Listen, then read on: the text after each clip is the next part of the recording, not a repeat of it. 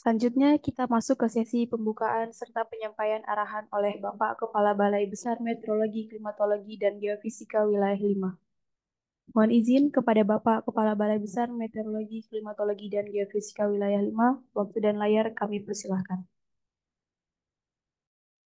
Baik, terima kasih Dinda untuk kesempatan yang diberikan.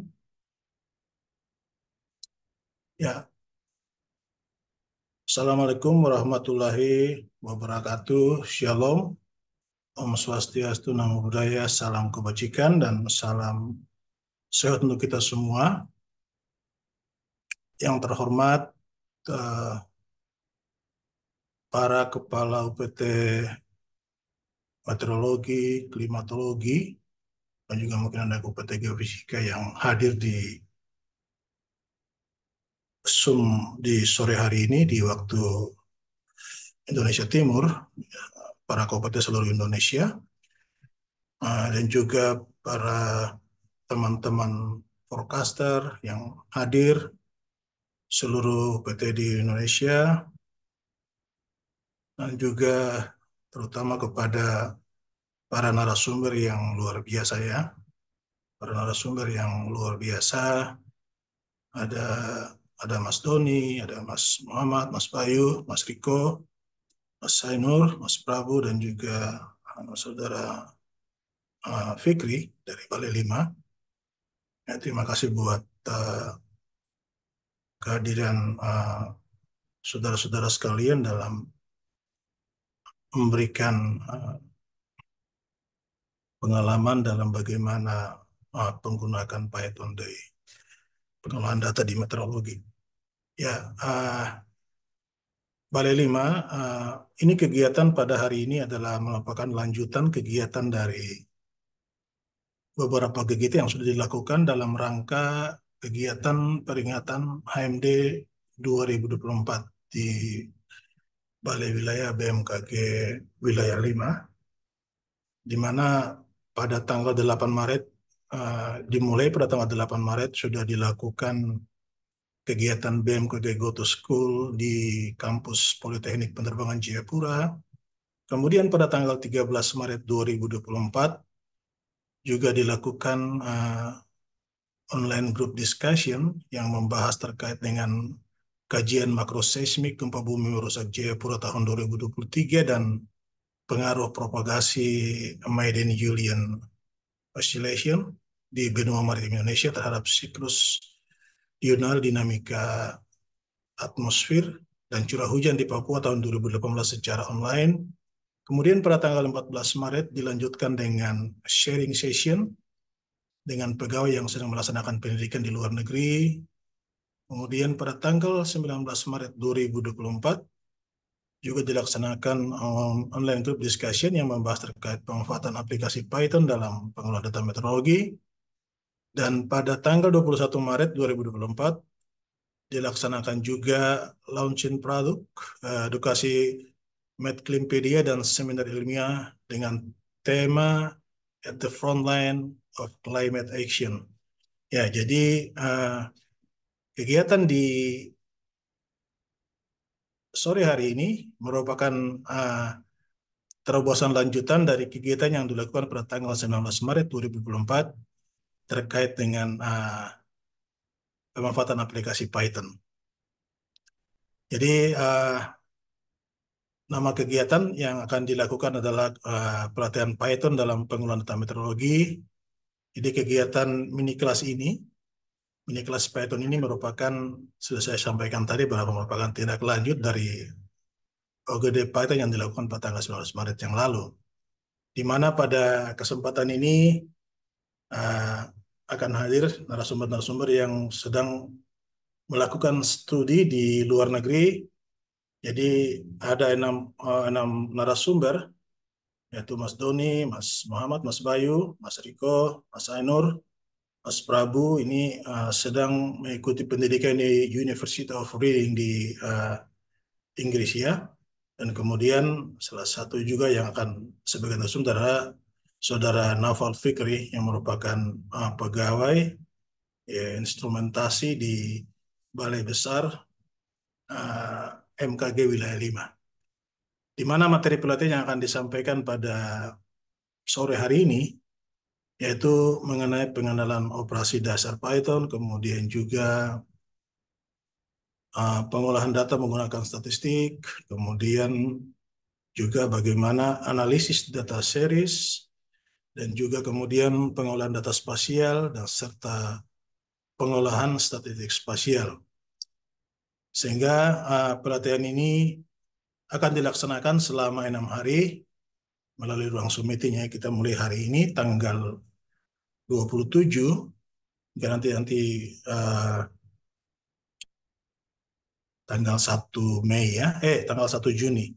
Jadi tanggal 27 sampai 1, tanggal 27 Mei hingga 1 Juni kita akan dilangsungkan, sehingga diharapkan teman-teman semua bukan cuma di Balai 5 tetapi di Balai 1, Balai 2, Balai 3 dan Balai 4 juga dapat berpartisipasi, karena ini merupakan hal yang sangat penting, terutama bagaimana pegawai di seluruh BMKG di lingkungan di BMKG, baik di Balai 1 hingga Balai 5 sudah bisa memahami bagaimana penggunaan aplikasi Python ini. Sehingga harapan daripada kegiatan dan pelatihan yang akan dilakukan selama 6 hari ini, kita harapkan seluruh peserta yang mengikuti kegiatan mini kelas ini bisa dapat memahami bagaimana konsep dasar dari pemrograman Python dan bagaimana penerapannya untuk menyelesaikan pekerjaan, khususnya bagi teman-teman yang ada di uh, bidang meteorologi.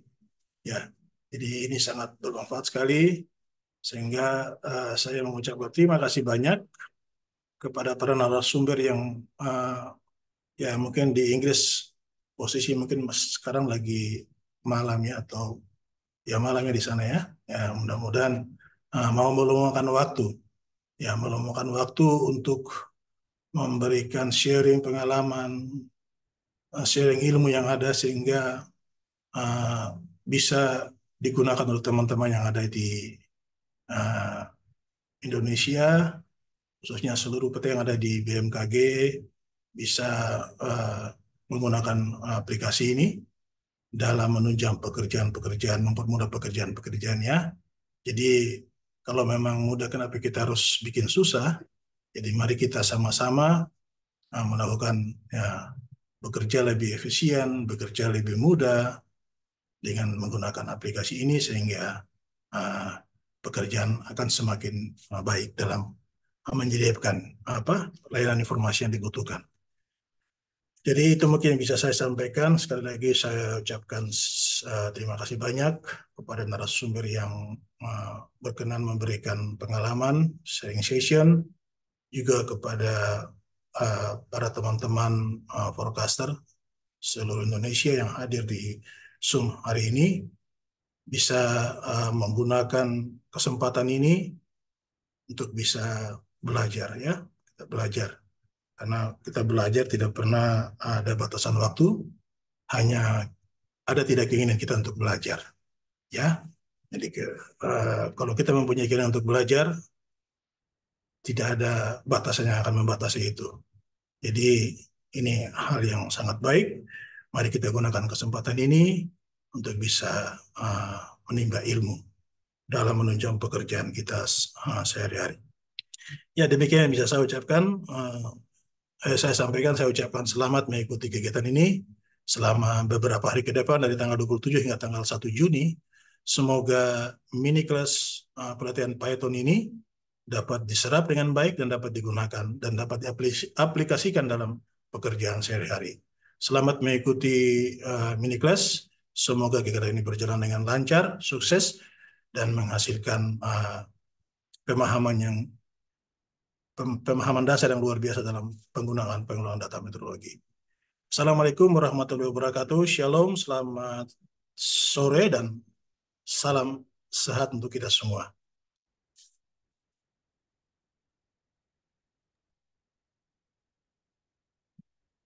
Baik, terima kasih atas arahannya Bapak Kepala Balai Besar Meteorologi, Klimatologi, dan Geofisika Wilayah 5. Mohon izin, selanjutnya kita masuk ke sesi perkenalan profil pemateri.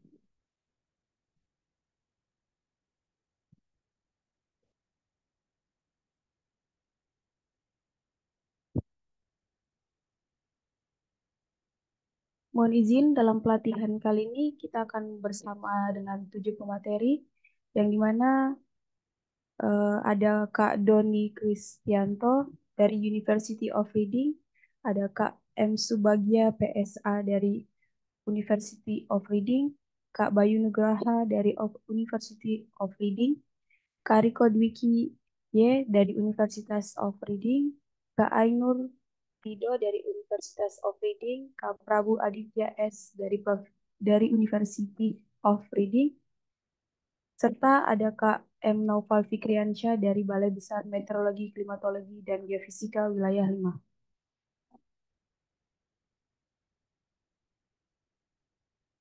Berikut untuk jadwal kegiatan pelatihan kita mulai hari ini Senin tanggal 27 Mei hingga Sabtu tanggal 1 Juni 2024.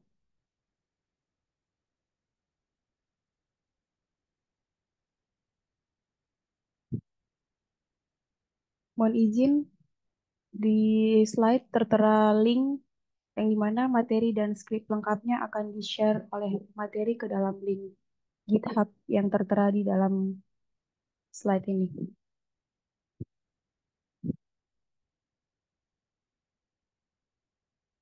Mohon izin, boleh di next. Baik, langsung saja kita masuk ke sesi pemaparan materi hari ini yang akan disampaikan oleh Kak Doni dan Kak Naufal. Mohon izin, apakah Kak Doni dan Kak Naufal sudah berada di Zoom? Ya, sudah. Baik, mohon izin, waktu dan layar kami persilahkan.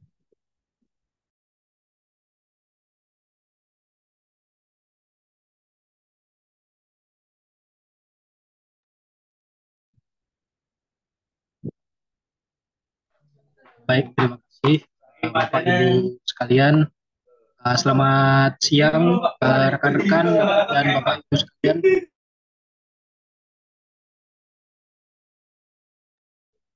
Mohon izin. Perkenalkan, saya Muhammad Novel Fitriansyah dari Balai Besar Teknologi dan Geofisika Wilayah 5. Di sini untuk sesi pertama hari ini mungkin kita perkenalan dulu dan juga mungkin kita lakukan instalasi beberapa software maupun aplikasi ataupun data-data yang akan digunakan di pertemuan yang akan datang. Jadi pertemuan ini akan berkelanjutan. Jadi untuk hari ini kita mungkin persiapan dulu. Kita akan menginstalasi beberapa aplikasi dan juga beberapa data untuk digunakan di pertemuan-pertemuan selanjutnya. Seperti yang sudah saya sampaikan di grup WhatsApp bahwa Bapak Ibu diharapkan sudah menginstal aplikasi Anaconda ataupun Jupyter Notebook karena memang proses download dan proses instalasi itu bisa cukup memakan waktu dan mengingat waktu kita hari ini terbatas sehingga diharapkan Bapak Ibu sudah menginstal aplikasi Anaconda dan juga Jupyter Notebook. Mungkin saya uh, coba saya coba perlihatkan, mungkin Bapak Ibu yang belum menginstal bisa bisa mengikuti step-step yang saya lakukan, cuman mungkin memang kecepatan untuk instalasi dan downloadnya itu bisa berbeda-beda tergantung konektivitas dan juga hardware yang Bapak Ibu gunakan. Bisa saya izin share screen. Apa sudah terlihat di Indah untuk share screen? Siap, sudah terlihat, Kak. Jadi untuk Anaconda sendiri ini kita gunakan untuk mini kelas di pertemuan selanjutnya. Jadi kita environment yang kita gunakan adalah Anaconda. Jadi kurang lebih Anaconda ini mereka menyebut diri mereka adalah operating system for AI. Jadi ini semacam environment untuk pemrograman dalam bahasa Python ataupun R. Jadi kita bisa melakukan pengolahan data menggunakan Python maupun R menggunakan Anaconda. Jadi Bapak Ibu sekalian bisa menginstal Anaconda ini udah include sama Python maupun R, dan juga bisa include juga Jupyter Notebook dan juga Visual Studio Code. Jadi dalam satu aplikasi ini sudah mencakup semuanya. Untuk proses downloadnya, Bapak Ibu tinggal masuk ke browser, ketik www.anaconda.com, lalu di pojok kanan atas nanti ada free download, ini diklik saja. Setelah diklik nanti Bapak Ibu bisa memasukkan email yang Bapak Ibu gunakan, lalu dicentang, lalu disubmit. Nah, nanti akan mendapatkan email seperti ini, di email yang Bapak Ibu masukkan tadi. Nah, nanti tinggal di-download, diklik download di email tersebut, dan Bapak Ibu bisa memilih operating system apa yang Bapak Ibu gunakan. Di sini, di pelatihan kali ini disarankan menggunakan Windows, terutama Windows 10 ke atas, 10 atau 11, karena mungkin dari pemateri semuanya menggunakan Windows. Tapi apabila ada Bapak Ibu yang menggunakan Mac ataupun Linux, bisa menyesuaikan. Jadi nanti untuk download bisa klik download, nanti akan otomatis terdownload. Nah, di sini nanti Bapak Ibu bisa tunggu sampai selesai, lalu lakukan instalasi seperti biasa. Setelah terinstall, nanti Bapak Ibu bisa langsung buka aplikasinya. Nanti ketik saja, biasanya sudah terinstall Anaconda Navigator seperti ini. Nanti terbuka. Nah, di sini kita bisa lihat di halaman Anaconda Navigator ini sudah cukup banyak aplikasi yang bisa kita gunakan, seperti Dataspell, Jupyter Lab, Jupyter Notebook, AWS, atau Amazon Web Service, dan Visual Studio Code dan sebagainya. Banyak sekali. Tapi untuk kegiatan ke depan kita akan menggunakan Jupyter Notebook ini. Nah, Bapak Ibu tinggal klik launch saja, nanti akan otomatis terbuka. Jadi ketika kita menggunakan Anaconda Navigator ini, keunggulannya kita bisa langsung gunakan aplikasi-aplikasi yang sudah terintegrasi dengan Anaconda Navigator. Nah, akan terbuka seperti ini. Mungkin Bapak Ibu ada yang sudah mengikuti atau ada kendala, bisa langsung ditanyakan saja. Supaya kita bisa masuk langsung ke pengolahan datanya.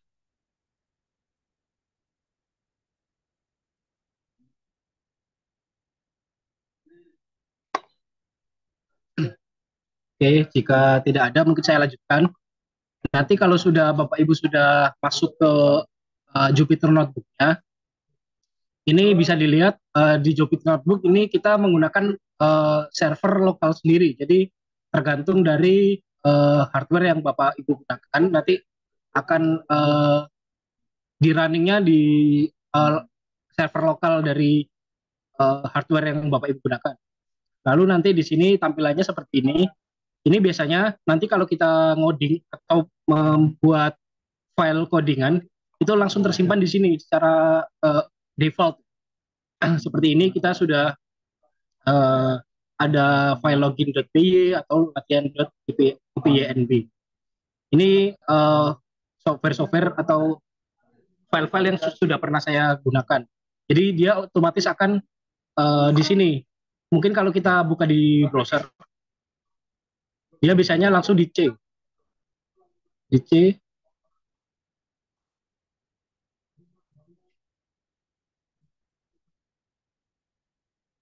Anaconda 3.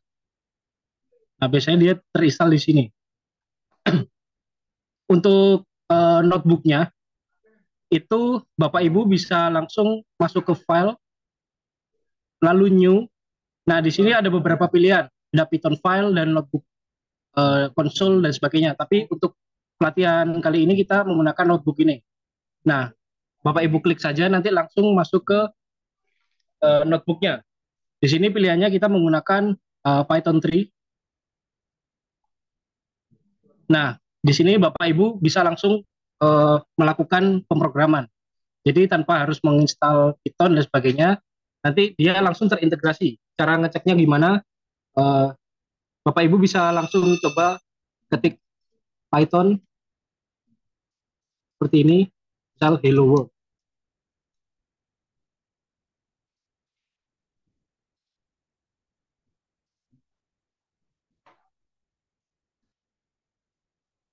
Kita running,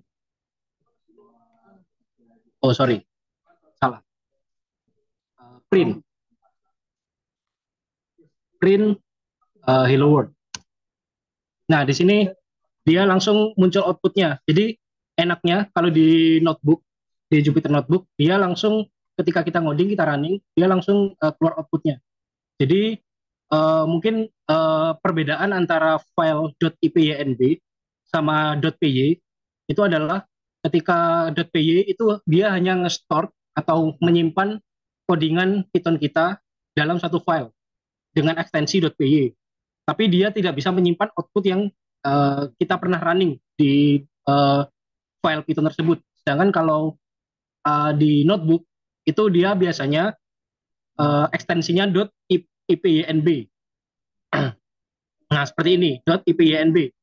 Ini ekstensi untuk notebook Python yang dimana dia juga bisa, selain bisa bisa menyimpan codingan kita, dia juga bisa menyimpan output dari codingan yang kita running. Jadi keunggulannya seperti itu.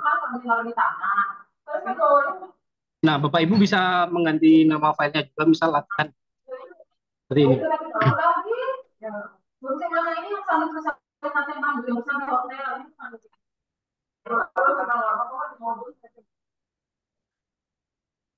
Nah, agak.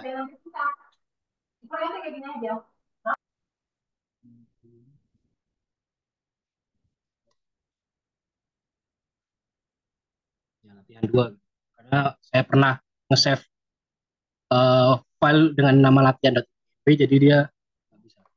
Oke, seperti ini Bapak Ibu sekalian, apa ada yang bisa ngikuti atau ada yang error bisa langsung raise hand atau bisa langsung open mic.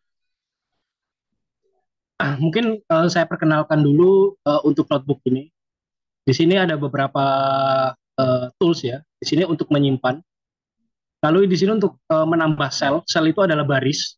Jadi keunikan dari bahasa pemrograman Python, dia akan running dari baris per baris, dari baris paling atas sampai baris paling bawah. Jadi secara urut. Nah, kalau mau menambahkan sel, dia tinggal klik tambah ini. Kalau mau menghapus, tinggal klik yang gunting. Lalu ini untuk mengcopy, untuk mempaste, dan untuk merunning, ini kita bisa pakai tombol yang ini, atau secara shortcut, kita bisa menggunakan Shift Enter. Jadi misal kita mau running, misal print untuk testing gitu ya, itu kita bisa langsung klik Shift dan Enter, itu dia langsung output keluar testing tanpa harus menekan tombol yang ini. Jadi akan lebih cepat untuk menggunakan shortcut. Lalu ini interrupt kernel. Interrupt kernel itu artinya ketika kita lagi merunning sesuatu, lalu kita ingin menstop runningan tersebut, kita bisa langsung pakai interrupt ini. Jadi dia akan langsung otomatis berhenti runningan seperti itu. Biasanya karena ketika kita merunning data yang cukup besar, itu biasanya memakan waktu yang lama. Dan terkadang kita menyadari kalau ada codingan yang kurang, atau kita bisa menghentikan menghentikan codingan runningnya itu menggunakan interrupt kernel. Jadi kurang lebih kernel itu adalah suatu mesin yang sudah terintegrasi dengan notebook, yang dimana ketika kita ngoding atau memasukkan suatu script pemrograman, dia akan mengirimkan ke kernel, dia akan menerjemahkan bahasa pemrograman tersebut, lalu kernel itu akan memproses pemrograman yang kita masukkan, lalu dia akan return atau mengembalikan kembali output dari codingan yang kita masukkan berupa output seperti itu. Kurang lebih seperti itu.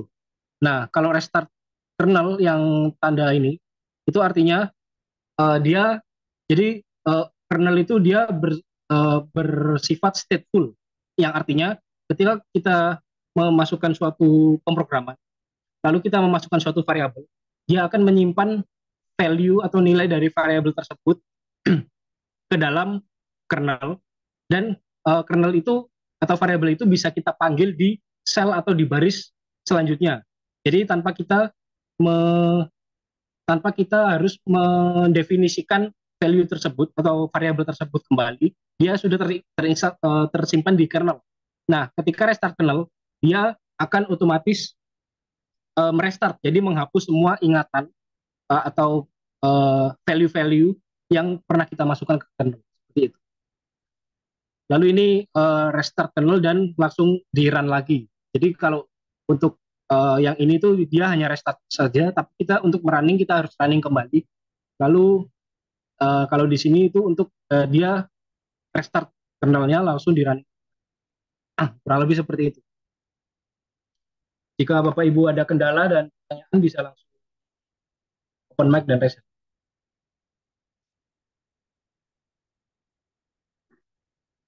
Semoga Bapak Ibu bisa mengerti. Jika memang penjelasan saya kurang jelas. Lalu selanjutnya kita akan menginstal uh, beberapa modul atau beberapa library yang akan digunakan untuk pelatihan-pelatihan selanjutnya. Seperti yang sudah saya share di grup di Canva, di situ ada beberapa modul-modul yang akan digunakan untuk pengolahan data di beberapa hari ke depan. Kita akan menggunakan X-Ray, dan cara untuk menginstalnya Bapak Ibu bisa ikuti saya. Jadi untuk menginstal beberapa library Python, kita bisa lakukan instalasi langsung dari notebooknya dengan mengetik tanda seru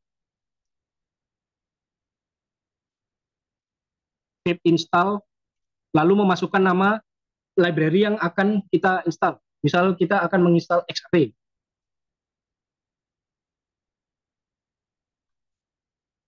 Seperti ini, kita bisa langsung kontrol shift dan enter, dia akan nge-running. Nah, di sini Bapak Ibu perhatikan, di sini ada tanda bintang. Itu artinya sel ini atau baris ini dia sedang running. Jadi kita bisa tunggu sampai dia berubah menjadi angka seperti ini. Angka ini adalah urutan kita nge-running. Jadi di sel ini adalah sel yang kita running di urutan keempat. Jadi dia muncul angka 4. Nah, seperti ini dia akan memunculkan output seperti ini, yang artinya ini karena saya sudah pernah install, jadi dia outputnya adalah requirement already satisfied atau sudah pernah ada. Tapi nanti outputnya selama dia tidak ada tanda warna merah, itu artinya pemrograman yang Bapak Ibu tuliskan itu berjalan dengan. Lalu kita akan menginstal beberapa library lain seperti NumPy, NetCDF dan sebagainya. Bapak Ibu bisa ikuti atau bisa lihat di Canva yang saya sudah share. Sebenarnya ada cara lebih cepat dalam melakukan instalasi library ketika library yang Bapak Ibu install itu cukup banyak. Jadi tanpa harus kita mengetikkan pip install berkali-kali seperti ini.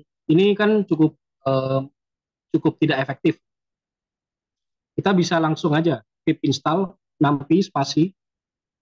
Kita misal mau netcdf spasi matplotlib spasi seaborn pandas kartopi cp dan winrus. Jadi dalam satu baris kita langsung menginstal beberapa library. Kita coba run.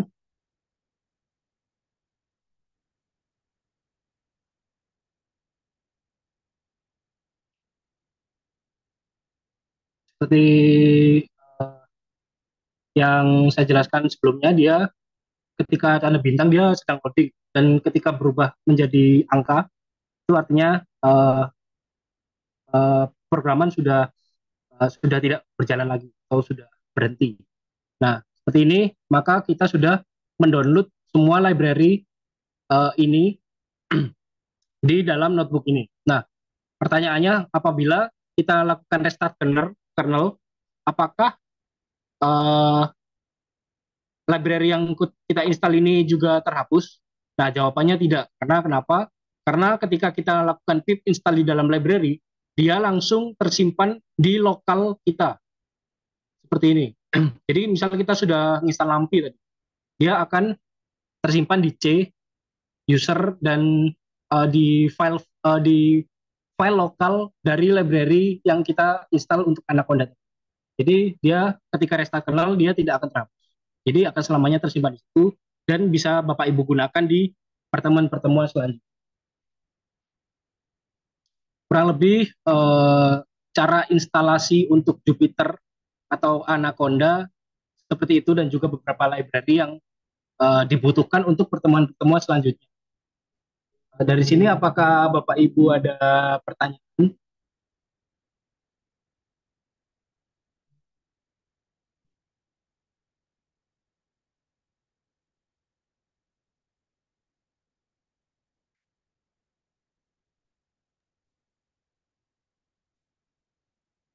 Mohon izin Kak, mungkin ada pertanyaan dari Pak Agus Yarcana di kolom chat.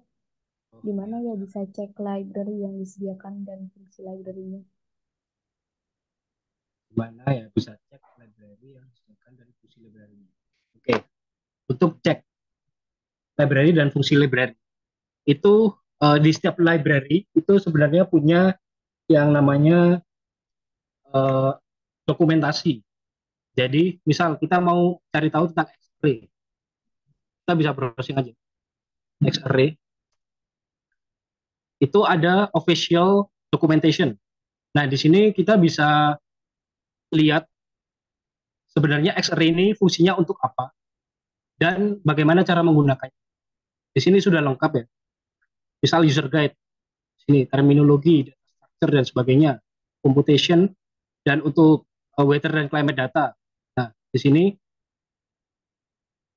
untuk mengolah data iklim dan cuaca menggunakan X-ray, ini kita bisa menggunakan beberapa variabel nih, koordinat, bounce, grid mapping, klimatologi, dan sebagainya. Jadi ada fungsi-fungsi di dalam X-ray ini yang bisa kita gunakan untuk mengolah data meteorologi dan juga klimatologi.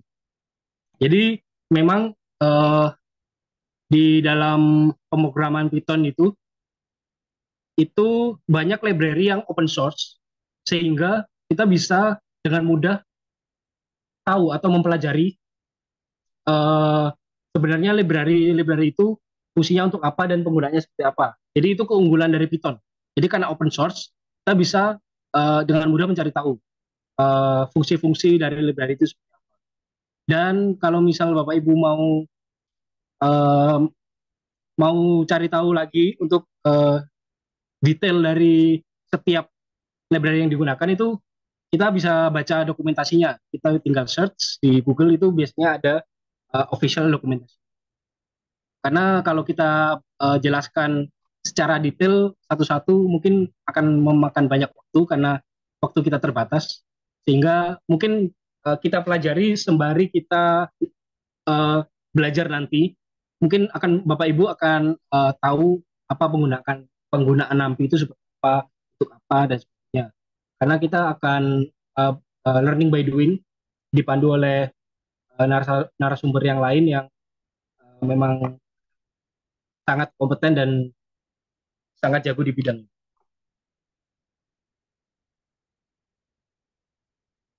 Jadi itu mungkin itu jawabannya. Jadi memang dalam melakukan pemrograman Python itu memang harus rajin baca dokumentasi. Apakah ada pertanyaan lagi? Apabila ada kendala dan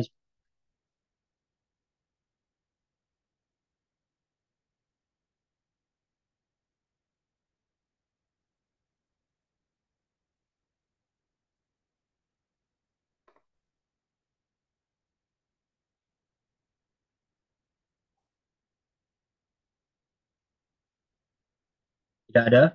Harapannya semoga Bapak Ibu bisa mengikuti dan bisa sudah menginstal Jupyter Notebook dan juga menginstal beberapa library yang akan dibutuhkan di eh, pertemuan-pertemuan yang akan datang. Karena output dari kegiatan ini harapannya kita punya suatu proyek yang bisa kita publikasikan bersama dengan menggunakan bahasa penggunaan Python dan juga data meteorologi yang akan kita gunakan. Mungkin di sesi berikutnya setelah saya dari Kak Doni akan menjelaskan tentang data-data meteorologi yang akan kita gunakan dan cara mendorongnya seperti apa.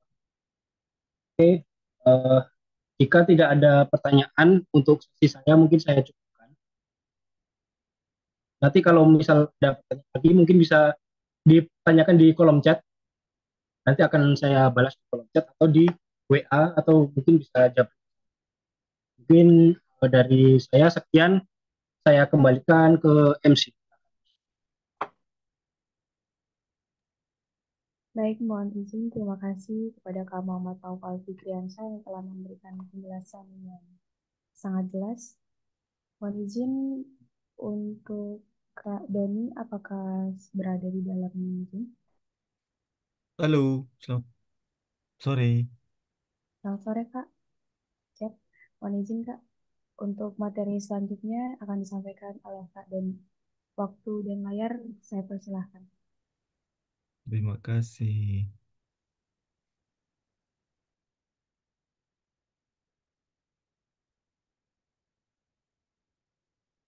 Oh, sorry, sorry.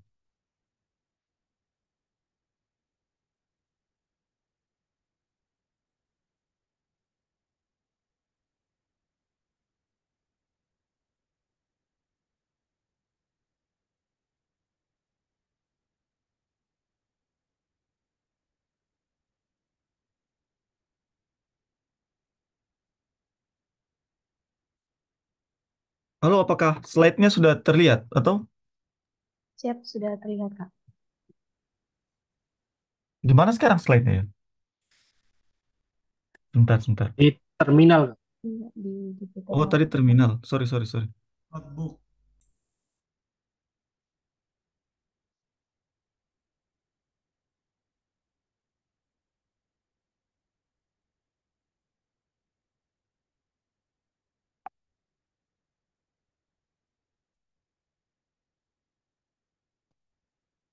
Oke, sekarang yang kelihatan yang apa?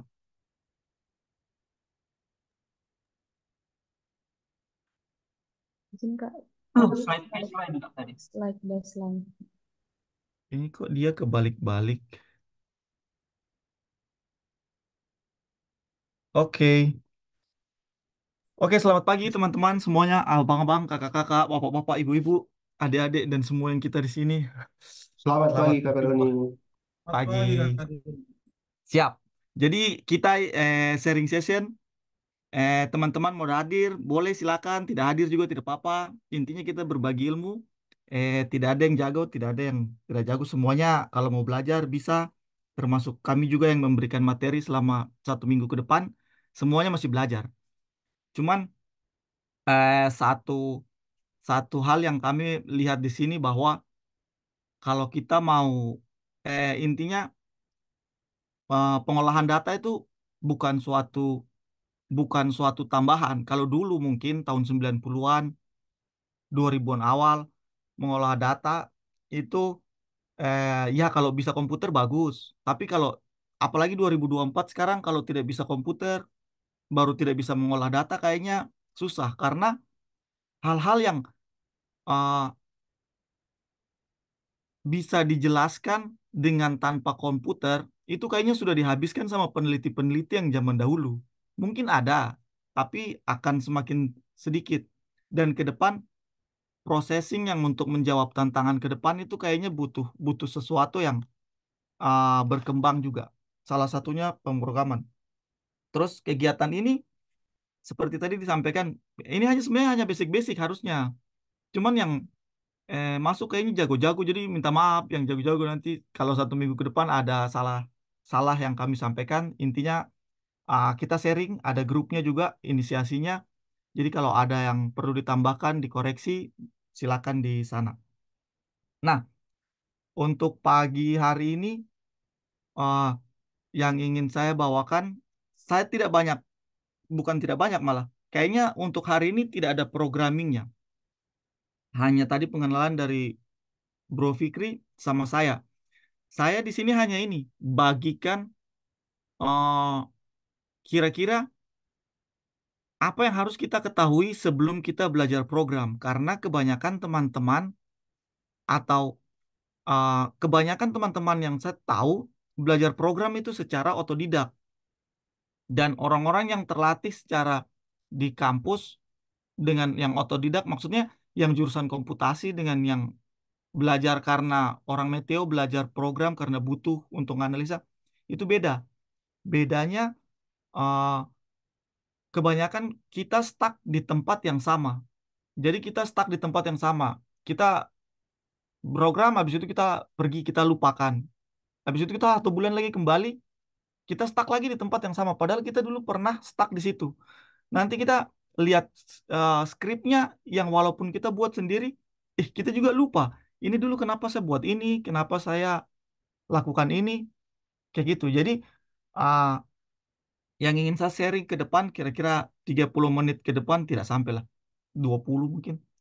Itu gimana caranya supaya kita bisa tahu kita ini yang dibutuhkan apa, terus kira-kira supaya kita nggak kehilangan arah itu baiknya kayak gimana. Kalau oke, terima kasih sebelumnya saya mulai saja. Oh ya, kalau teman-teman ada yang mau ditanyakan atau apa, di cut saja karena saya tidak bisa lihat slide-nya saya sendiri, jadi langsung di cut saja. Saya tidak bisa lihat komen.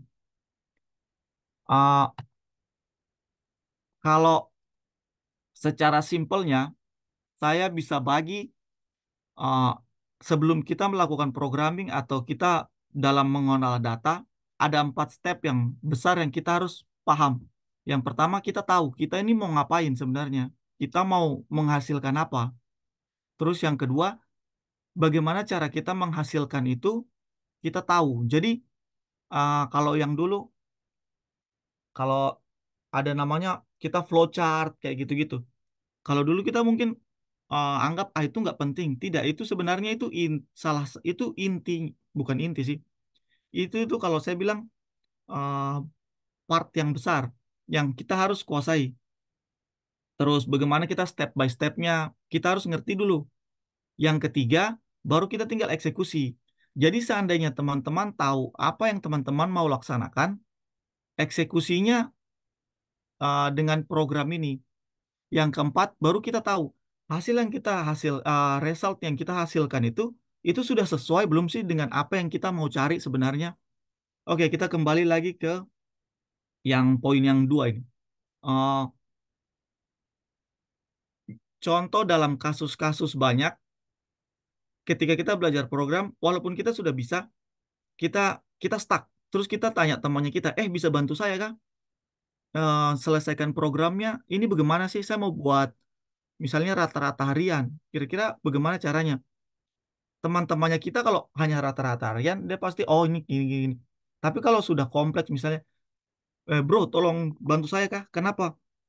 Saya mau cari distribusi angin DJF pada ketinggian level tertentu, misalnya 850 dikurangi dengan 200, tapi dengan logaritmik. Tapi dengan asumsi bahwa yang saya pakai perhitungan hanya di atas 5 ini, kayak gini-gini. Langsung pasti temannya kita, maksudnya kayak gimana? Kamu sudah bikin apa? Pasti dia akan lihat kita punya coding lagi, baru kita, oh gini, gini, gini, gini. Jadi kadang kita sendiri nggak bisa jelaskan apa yang kita nggak tahu. Nah itu masalahnya. Jadi uh, ke depan, kalau teman-teman belajar belajar codingnya, dalam pemecahan masalahnya, usahakan teman-teman bisa mengelis dulu. Oh, misalnya saya mau buat rata-rata harian dalam 1 bulan. Berarti data 1 bulannya rata-rata harian berarti kan oh kita harus punya data jam-jaman, dari jam-jamannya kita rata-rata kan 24 kita bagikan 24, misalnya datanya jam-jaman. Habis itu kita bagikan, nah sudah dapat data hari-harian. Jadi kita bagi per langkah apa yang kita bisa lakukan untuk dapat ke eh, jawaban besarnya. Yang kedua, yang ketiga, ini tahu cara eksekusinya. Cara eksekusinya kita menggunakan bahasa program ini. Ada banyak cara untuk mengeksekusi satu permasalahan. Bisa dibilang tidak ada cara yang solid bahwa ini jalan program yang benar, yang sempurna sudah. Karena bisa saja kita dalam satu kelas, kita dikasih soal yang sama, kita mengerjakan dengan cara yang berbeda, hasilnya sama. Contohnya seperti ini. Ini saya kasih satu contoh, saya mau nulis 1 sampai 10. Kalau di bagian atasnya, kita bisa tulis secara manual, 1,2,3,4, terus kita print, kita running, hasilnya 1 sampai 10. Atau pakai cara yang kedua, kita pakai cara looping. Kita loop dia. Jadi kita mulai dari nol sampai indeks ke-9, indeks ke-10, range 10, artinya indeks ke-9, kita tambahkan 1 setiap looping itu. Itu hasilnya 1 sampai 10 juga. Atau kita pakai cara ketiga, tolong printkan saya list dari 1 sampai 11. Itu nanti hasilnya 10 juga. Nah, sekarang jadi pertanyaan. Kita harus dalam mengeksekusi, kita harus mengerti uh, kaidah bahasa yang kita gunakan. Sama seperti bahasa Inggris, sama seperti bahasa Indonesia. Mungkin dalam step kedua kita bisa ngomong dalam bahasa Indonesia bahwa uh, yang saya mau ini rata-ratakan. Atau dalam bahasa Inggris kita average. Tapi kalau dalam bahasa eksekusinya, dalam bahasa programnya, ya kita sesuaikan dengan bahasanya. Kebetulan dalam Python dia pakai min, ya sudah np.min kayak gitu. Jadi kita bahasa itu hanya mentranslate sebenarnya. Yang berpikir, yang jago itu yang programnya. Jadi ada orang pakai Excel, dia bisa menganalisa lebih baik daripada orang pakai Python. Karena dia orang yang behind the Excel-nya itu yang menguasai. Tapi kalau untuk skala besar, ya tentu kita pakai Python juga. Kalau kita buat rata-rata harian, tapi datanya 10 tahun kan lumayan juga pakai Excel. Kayak gitu. Nah, yang keempat, kita harus tahu bahwa apa yang kita running itu sudah misalnya kita mau cari rata-rata bulanan, keluar gambar. Ini benar nggak sih dengan hasil yang kita harapkan? Kayak gitu. Nah, ini contoh. Contoh ada saya punya soal gini. Saya mau bikin rata-rata ini dalam sumbu sumbu maaf maaf. Nah ini dalam sumbu X ini jam-jaman. Jadi jam 00 sampai jam 24. Terus ini bulan Januari, Februari, Maret, April sampai bulan 12. Nah, sekarang saya mau buat hasil seperti ini atau rata-rata setiap jam, setiap bulan dalam 1 tahun. Ini hasilnya saya. Terus saya pakai data eh, dari Mega Entry karena 365 kali 24 ya 8.760. Ini dalam series, jadi datanya memanjang satu satu baris gitu. Nah, seperti yang tadi saya sampaikan, saya pengen teman-teman eh, kita kuis, sorry, saya sharing ini dulu, sharing.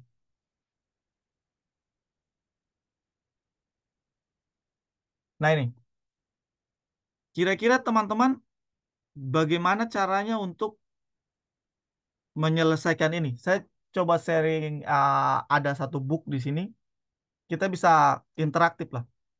Coba teman-teman tulis idenya. Kira-kira kalau saya mau menghasilkan gambar seperti ini, apa yang harus saya lakukan?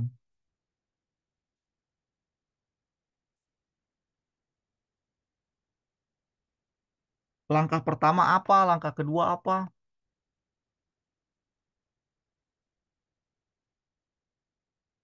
Halo? Nih, untuk menghasilkan ini.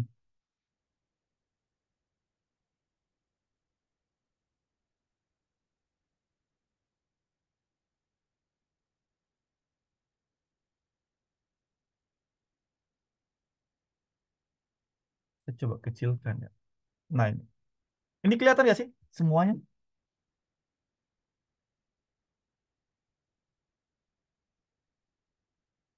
Import library, baca dataset. Ayo yang lain. Silakan, silakan. Semuanya boleh kontribusi. Namanya tidak ada di sini, jadi semuanya boleh. Boleh berkreasi.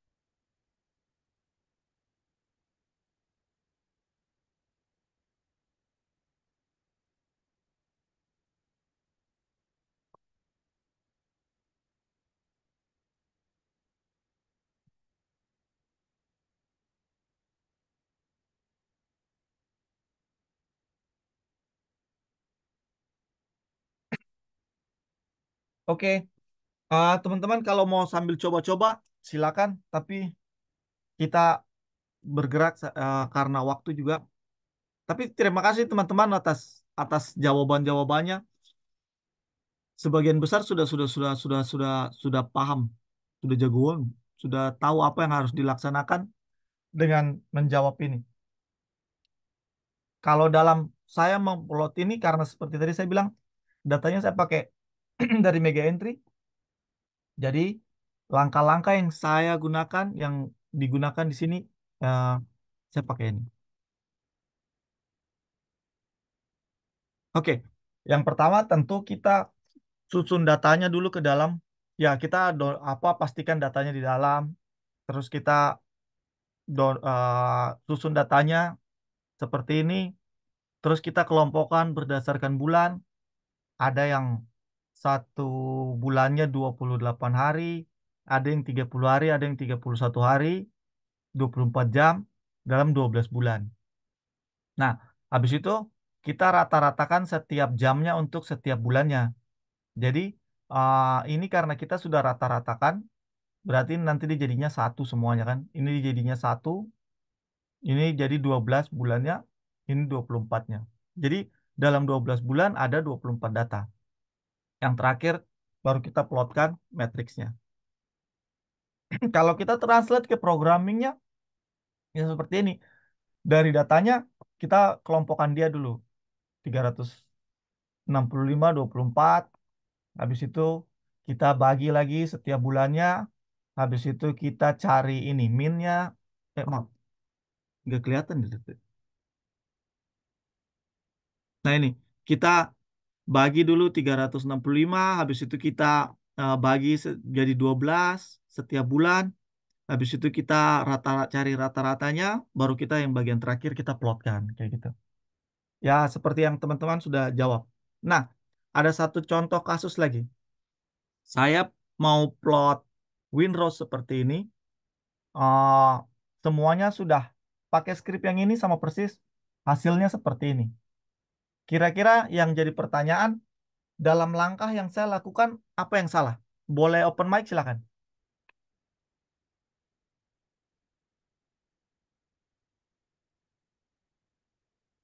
Tebak-tebak aja, sembarang-sembarang aja tebak-tebak. Izin sumber datanya belum ada. Ah, Membaca. siap. Ipar, terima kasih. Kalau sumber datanya ini memang harusnya ada di atas, cuman saya tidak tampilkan. Cuman dari sumber data semuanya ini sudah jalan, terus hasilnya yang di sebelah ini. Jadi ada sumber datanya sudah ada. Cuman saya telah tampilkan Ipar. Salah salah lagi. Oke, yang lain?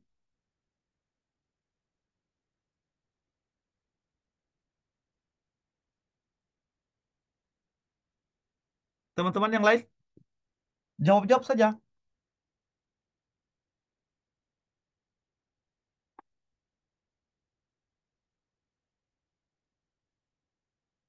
Belum ada bayangan. Kalau belum ada bayangan, ah, seperti yang tadi saya bilang, dalam ini sumber datanya, ini caranya. Dapatkan data arah dan kecepatan yang ini, terus kita plotkan saja langsung. Kita bagi dulu secara eh, secara radial biasa saya bilang, terus kita tinggal plotkan. Oke, caranya sudah seperti itu, hasilnya seperti ini. Nah, setiap langkah di sini semuanya kita laksanakan, tapi ada satu bagian yang eh, dibutuhkan pengalaman, yaitu ini, tahu hasilnya. Ini memang keluar gambarnya, tapi apakah ini gambar yang benar-benar benar seperti yang kita ingin ingin hasilkan? Contohnya kayak gini. Ini datanya di daerah Indonesia, ada satu daerah baratan, angin dari tenggara. Masih masuk akal kan? Nah, yang kira-kira tidak masuk akal yang mana?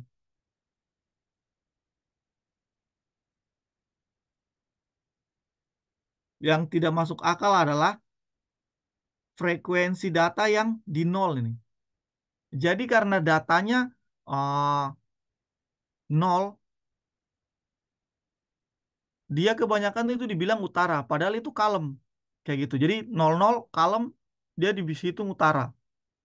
Jadi ini yang kita harus filter atau kita lakukan suatu hal lah untuk mengatasi ini. Jadi seandainya data ini tidak di sini, berarti kita ngeplotnya mungkin kita bisa pakai cara ini. Kita bisa masking dia. Jadi kita diagram ini kita hanya pilih bahwa oke, kamu boleh menuju ke nol, tapi hanya plot yang datanya di atas 3 not. Kayak gitu. Atau uh, kita pakai cara yang lain. Misalnya kita bentuk matriks baru, di mana matriks baru hanya berisi data yang sorry, ini terbalik ini harusnya di atas 3 not. Jadi kita buat matriks baru yang kita keluarkan data yang kalem-kalem ini. Jadi hasilnya tidak akan seperti ini. Data nol ini akan hilang kayak gitu. Nah, selanjutnya uh, istilahnya programming itu sama seperti kalau kita tentara, kita prajurit, terus kita pergi perang. Ada yang bawa sangkur, bawa pistol, bawa senjata, bawa helm, bawa anti peluru, bawa ransel, bawa seragam anti nyamuk, bawa senjata thermal, apa semuanya taruh di dalam ini. Uh, Dia bawa terus dipakai di perangnya. Tapi masalahnya setiap perang itu tidak harus menggunakan seluruh senjata itu. Nah, bagian situ juga dibutuhkan uh, kebijaksanaan dalam pilih. Oh, misalnya nih, nanti dalam pelajaran ini teman-teman diajarkan loop, section, smoothing. Ini terlalu banyak memang. Tidak akan semuanya diajarkan. Tapi teman-teman belajar sendiri terus tahu tahu oh ini ada cara ini, oh ini ada cara ini. Tidak semuanya cara itu akan digunakan, tergantung datanya mau diapakan dan apa yang kita mau hasilkan kayak gitu. Terus itu yang setelah belajar ini baru saya ngerti. Dulu waktu SMA kita oh diajarkan integral, diajarkan eksponensial, diajarkan ini, diajarkan itu, diferensial apa semuanya. Terus dulu waktu SMA sih saya selalu bilang, ini kenapa kita belajar kayak beginian? Belum tentu dipakai juga. Ya memang belum dipakai karena masalah yang dihadapi nggak perlu diferensial, nggak perlu kita beli es cendol terus kita ngomongnya pakai bahasa integral. Tidak. Tapi kalau menghadapi masalah yang kompleks, pasti kita butuh itu. Dan di SMA, ya mereka sudah kenalkan lah. Kalau kita yang penting lulus lah. Tapi pas kuliah, kita mau menjawab permasalahan yang lebih besar, baru kita belajar lebih dalam kayak gitu. Sama juga dengan yang ini. Kita kalau kita belajar program yang dasar-dasar pasti looping, section, terus smoothing, filtering, average, kayak gitu-gitu. Ya, semuanya tuh yang penting cukup tahu saja pas mau dipakai baru kita dalami kayak gitu. Yang penting kita tahu kayak PCA itu apa, cara pakainya itu dia filosofinya kayak apa. Pas mau dipakai ya sudah baru kita kayak gini, rumusnya kayak gini. Jadi dibolak-balik datanya keluarnya kayak apa, kita tahu kayak gitu. Jadi untuk menjawab yang 3 sama 4 kita perlu perlu pengalaman, perlu perlu apa namanya? Kebijaksanaan juga di sana. Hasilnya seperti ini. Kita bisa pilih jalur mana yang kita pilih untuk mendapatkan result terakhir. Karena uh, konsepnya sudah ada, solusinya sudah ada. Tapi kalau kita pilih metodenya keliru, kurang bagus juga kayak gitu. Nanti hasilnya keluar gambarnya, yang kita plotkan gambarnya keluar, tapi hasilnya ya tidak seperti yang kita harusnya kayak gitu. Malah nanti kita interpretasi uh, hasilnya malah malah kita punya analisis malah salah.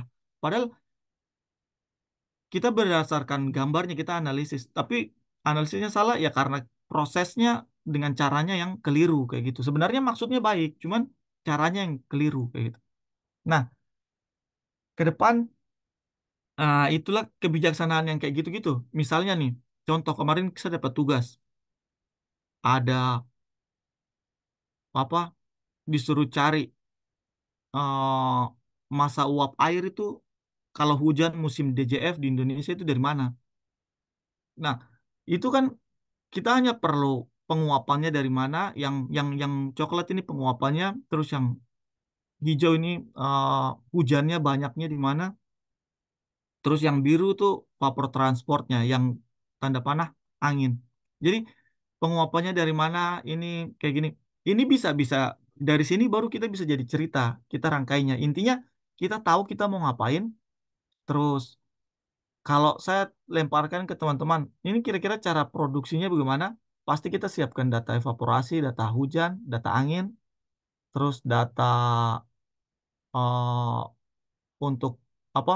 Untuk vapor transportnya, tekanan, tekanan sama uap air, baru kita plot kita kalikan, kalkulasikan, kalkulasikan, kita plot hasilnya kayak gini, kayak gitu. Jadi intinya eh, kita tahu apa yang mau dipakai dan untuk menjawab apa kita pakai data itu kayak gitu. Nah, contohnya kayak gini lagi. Ini saya waktu itu pengen tahu kenapa ada hujan. Dia tuh selalu ber- bermula atau dia tuh selalu terbentuk di daerah sini kayak gitu. Nah, untuk menjawab itu saya plotkan ambil data hujan, terus saya plot topografinya. Oh, ternyata memang daerah sini tuh kayak seperti cekungan. Jadi pada bulan Januari hujannya dia terbentuk di cekungan sini karena anginnya dari barat, dia bergerak ke arah timur. Atau arah April, anginnya dari sini terbentuk, terus dia bergerak kayak gini. Juli tidak ada, Oktober kayak gini. Jadi dari sini baru kita, yang penting seperti yang tadi saya sampaikan. Kita mau kemana, kita mau menjawab apa, baru kita pakai datanya apa kayak gitu. Tidak harus kita eksekusi semuanya kayak gitu. Nah, Untuk ke depan meteorologisnya di mana baru kita, oh Juli kenapa nggak ada, atau ini kenapa bergerak dari sini terus ini kayak gitu. Jadi meteorologi itu meteorologi klimat setelah ini itu gambaran kayak kalau kalau kalau saya bilang mungkin 4 ini hanya untuk sebagian proses dari yang putih layar ini. Untuk meteorologi itu yang putihnya besar ini di belakangnya. Di belakangnya tapi lebih jelas kayak gitu. Oke, mungkin sampai di situ dulu ada yang mau ditanyakan atau kita sharing-sharing.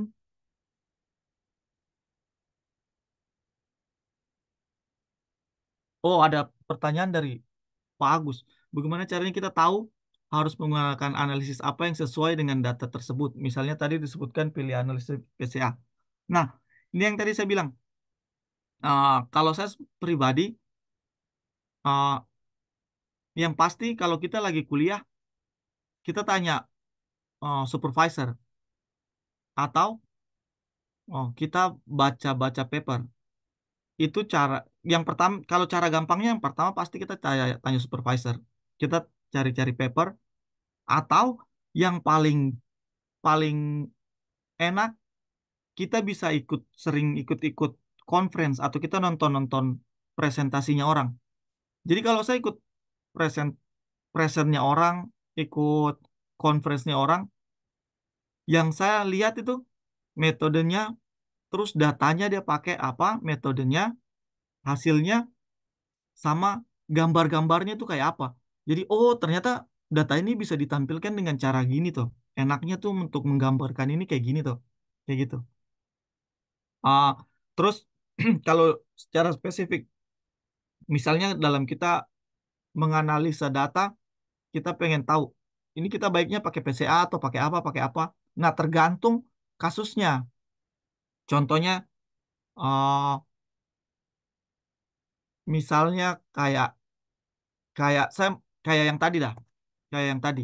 Misalnya saya mau cari nih data hujan. Misalnya saya mau cari temperaturnya tuh paling paling paling tinggi. Saya punya ke saya punya research question. Saya mau cari distribusi harian,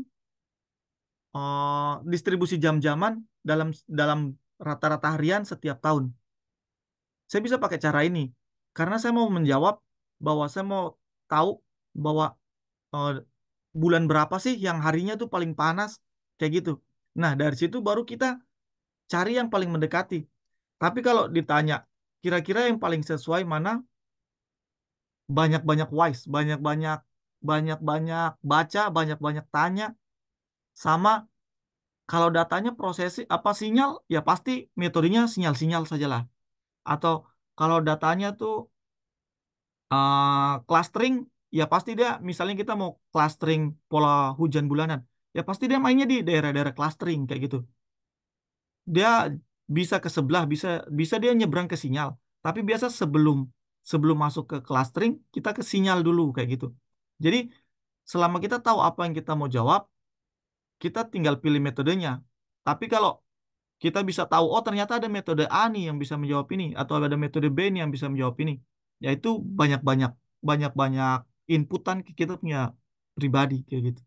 Mungkin itu saja, Gus, yang saya bisa infokan.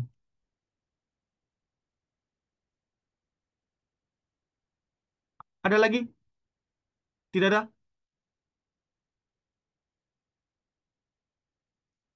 Oke. Kayaknya slide-nya sudah dibagi. Terus saya yakin juga teman-teman sudah pasti sudah tidak tidak asing dengan data-data ini. Sudah sering dipakai juga lah. Ada yang perlu registrasi, ada yang tidak perlu registrasi, ada yang gampang, ada yang berbayar, ada yang tidak berbayar. Ya tentu yang berbayar pasti lebih baik. Terus eh, ada yang gampang diakses, ada yang tidak, ada yang agak sedikit sulit, kayak gitu. Itu teknikal, secara teknikal. Tapi kalau secara analisis, kita mau putuskan data apa yang kita mau pakai, sebenarnya ada banyak. banyak kriteria kita bisa pakai data ini atau data itu. Tapi di sini saya bagi hanya 4 sajalah. Karena ini 4 ini yang paling sering jadi permasalahan, paling sering ditanya.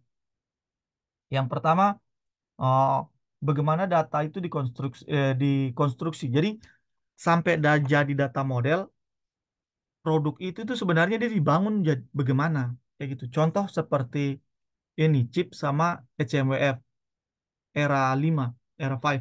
Sama-sama punya data hujan. Tapi chips itu berbeda cara konstruksinya sama HMF. Kalau chips dia pakai, kalau saya tidak salah, dia pakai satelit sama data ground observasi di dia punya algoritma sendiri. Dia ngitung entah itu dia blending, entah itu apa di dalamnya mereka yang tahu dan itu jadi result untuk per gridnya. Kalau HMF sama, tapi dia tambah dengan metode model. Jadi dia tambah model. Nah, ada jadi setiap setiap data dia terbentuk dengan cara yang berbeda-beda. Sama dengan GSMAP. GSMAP, nah, kalau saya tidak salah dia pakai pakai pakai IR. Jadi makanya dia jadinya kalau kita butuh ketersediaan data paling cepat, GSMAP paling cepat. Setiap 10 menit sudah ada. GPM lama. Data GPM terakhir saja sampai 2023 bulan 12 tanggal 31. Padahal ini sudah 2024 tengah tahun. Availability-nya eh, tidak begitu cepat. Karena GSMAP dia menggunakan processing yang lebih cepat kayak gitu. Tidak tidak butuh koreksi yang banyak lah intinya kayak gitu. Yang kedua, ketersediaan data. Contohnya, saya mau menganalisa klimat. Saya pakai iMerge atau saya pakai chips. Pasti kan saya pilih data range waktunya mana yang lebih panjang. Itu juga kita harus perhatikan. Kalau GPM iMerge dari tahun 2000-an. Kalau chips dari 80-an mungkin, 79, sekitar-sekitar situ. Pasti saya pilih data yang lebih panjang, dapat rata-rata 30 tahunan kayak gitu. Tapi yang ketiga lagi yang penting nih, setiap data memiliki spasial dengan temporal grid yang berbeda. Terus kita harus tahu kita mau nganalisanya ini grid grid berapa. Ada yang bilang semakin kecil gridnya semakin bagus. Belum tentu juga. Kalau kita mau nganalisa se-Indonesia Raya, gridnya setiap 30 meter ada data, ya harus pakai resource komputer yang mumpuni, kayak gitu. Atau kita hanya mau lihat secara klimatnya, secara pola besarnya, pakai grid yang lebih besar, habis itu baru kita kalau mau lihat indeks apa skala yang lebih kecil, kita pakai yang lebih komputer yang, sorry, sorry, pakai grid yang lebih kecil lagi, silakan. Intinya kita harus kuasai juga nomor satu, dua, tiga ini. Yang keempat sama, setelah saya coba-coba dan baca-baca juga dari HMWF, semua chips, reanalisis, GSMAP, ini semuanya contoh lah kita ngomong hujan. Semua lima ini mengeluarkan data hujan, tapi ada data hujan yang eh, dia itu hampir cocok dengan kita punya stasiun. Ada juga data hujan yang errornya besar dengan kita punya tempat, tapi di tempat lain ternyata lebih bagus kayak gitu. Jadi kita sering-sering banyak ngolah, sering-sering banyak eh, pembandingkan. Nanti kita tahu, oh kita punya daerah nih cocoknya pakai yang si A, cocoknya si B. Makanya sampai sekarang eh, asimilasi terus apa namanya yang kayak gitu-gitu tuh masih banyak dilakukan karena semuanya pasti berlomba untuk mencari kira-kira mana nih yang terbaik diterapkan kayak gitu. Terus ini linknya juga sudah ada di sini. Jadi teman-teman kalau mau download silakan downloadnya. Kalau yang dua di atas ini tidak perlu registrasi hanya tinggal di download saja.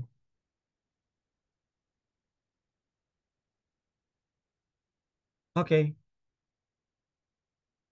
Bagian sini perlu perlu demo kan tidak? Tidak usah sudah. Maksudnya perlu contoh, tidak perlu kayaknya. Perlu contoh. Demo aja. Tidak perlu sudah. Oke, ah, teman-teman, teman-teman perlu ini. Teman-teman coba pakai satu link ini, terus buka datanya. Kita lihat sama-sama. Yang paling atas.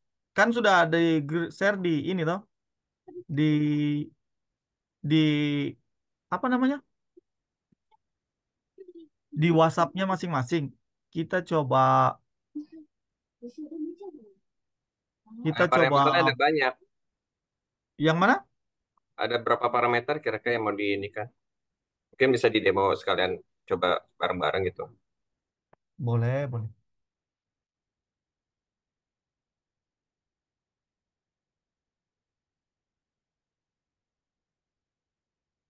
Oke. Ini sudah terlihat di layar. Nah, ini datanya. Kalau kita lihat ada temperatur, ada apa, ada main sea level, ada omega, evaporasi, terus presipitasi, precipitation rate, bukan presipitasi saja. Ada pressure, ada RH dan sebagainya, sebagainya, sebagainya. Nah, misalnya nih, karena ini tidak perlu registrasi, jadi kita bisa langsung download. Cuman masalahnya mana yang kita mau download dan kenapa kita download itu yang jadi pertanyaan. Kalau kita mau analisa data bulanan untuk tahunan, kita misalnya mau ke ensokan atau kita mau ke mungkin monsun, pasti kita pilih yang range-range besar saja lah, semakin semakin semakin besar. Tapi kalau kita misalnya mau analisa diurnal, ya kita pakai yang dalam satu hari ada 4 kali keluar datanya. Atau kita mau yang harian, kita misalnya mau menganalisis perilaku harian pada saat MJO mendekat atau menjauh. Kira-kira dia tuh ada hubungannya nggak sih sama air temperatur? Kita pakai daily saja sudah cukup.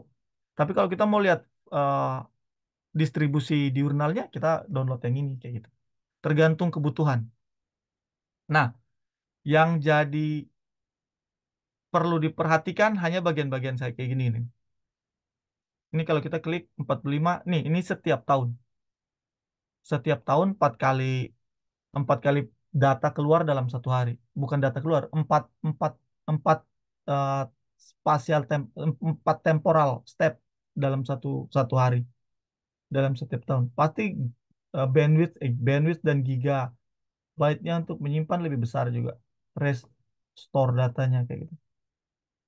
Ini rata-rata bulanan dalam panjang panjang waktu.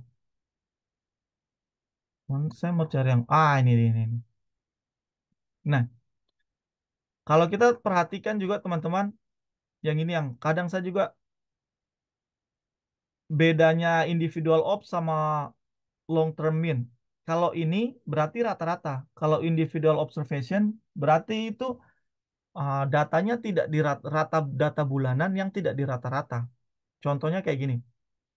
Ini dari 1981 sampai 2010. Berarti ini data rata-rata 1981 sampai 2010 per bulan. Tapi kalau kita pilih yang ini, itu data 1981 sampai berapa, atau tergantung tahun di dalamnya, tapi untuk setiap bulannya, kayak gitu. Kalau teman-teman ragu, bisa klik, sorry, bisa klik yang bagian sini nih. Biasanya sebelum saya download, saya lihat dulu yang bagian sininya nih. Ada kayak gambar gunung nih. Kita coba, oh datanya kayak gini toh. Terus ini ada dia punya deskripsi singkat, walaupun di sebelah nanti ada juga. Cuman saya lebih, oh data bulanan dari tahun sekian sampai sekian bisa ini. Oh berarti datanya konsepnya kayak gini. Oke, baru kita sudah yakin kita download kayak gitu. Kalau cara downloadnya bisa klik yang ini, ada download file atau yang Gampang yang mana ya? Nah, kita yang ini saja lah. Yang datanya isinya hanya 12. Kita tinggal klik di sini. Otomatis langsung dia ke download. Kayak gitu.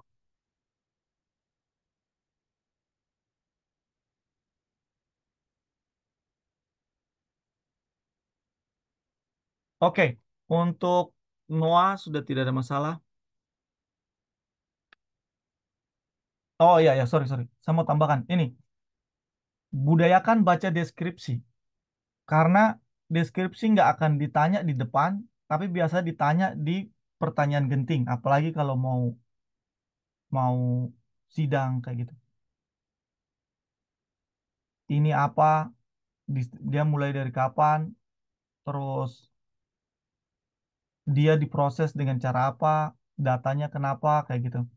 Dan kalau menggunakan data-data model, budayakan juga selalu masukkan sitistas ini.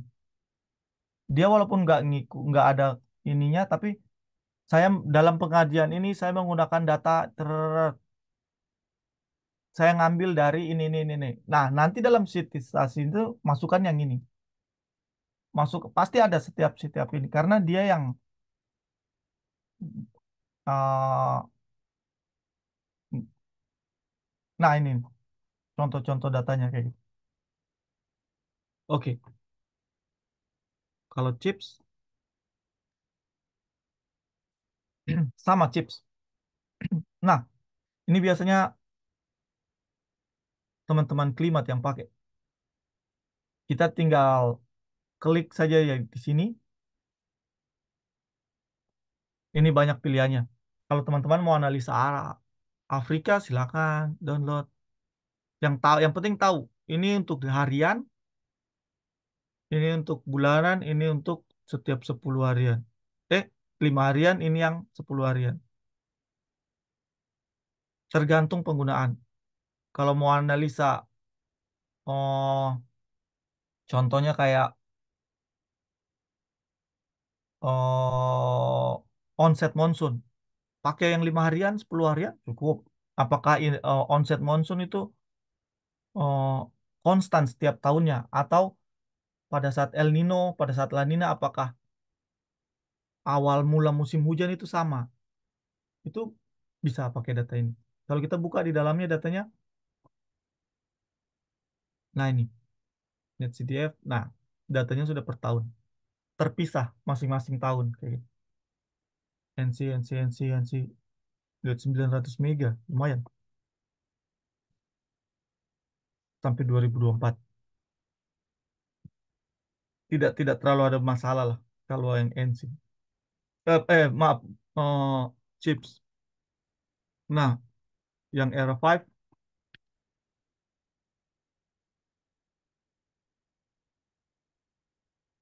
ingat login dulu baru kita download datanya.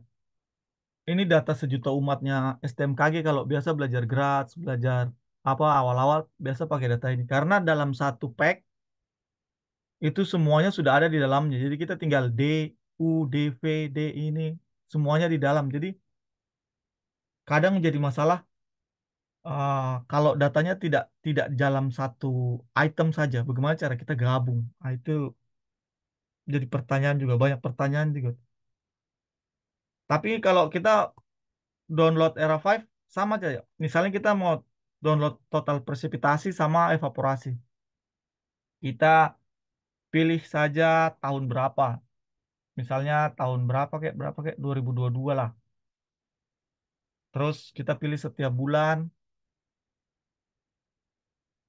setiap tanggal 1 jam 00, kita pilih yang formatnya NetCDF.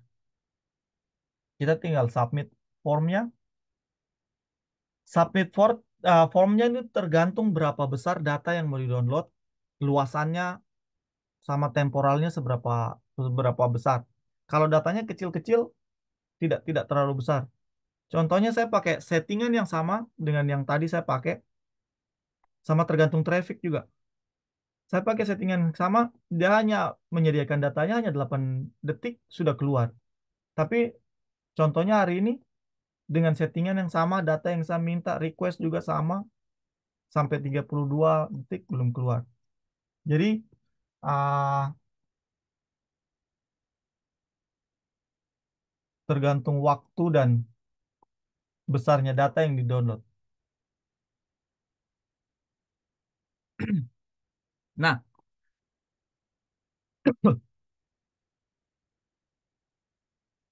oke.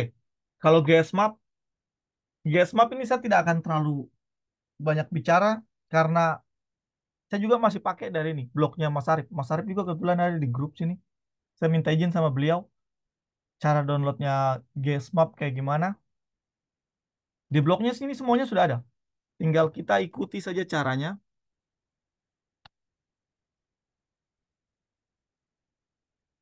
Nih, kita sediakan ini, buka FTP-nya di mana.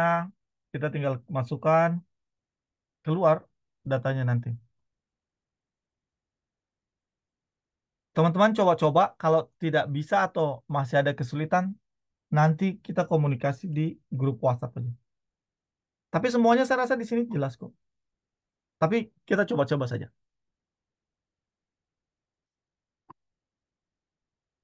Oke, yang terakhir ini dia. GPM ini. Ini. Dia butuh 1 menit untuk menghasilkan data yang sama. Padahal kemarin hanya 8 detik saja. Ini data yang terakhir untuk GPM. Banyak. Kalau tadi untuk yang klimat kebanyakan pakai chips atau pakai reanalisis.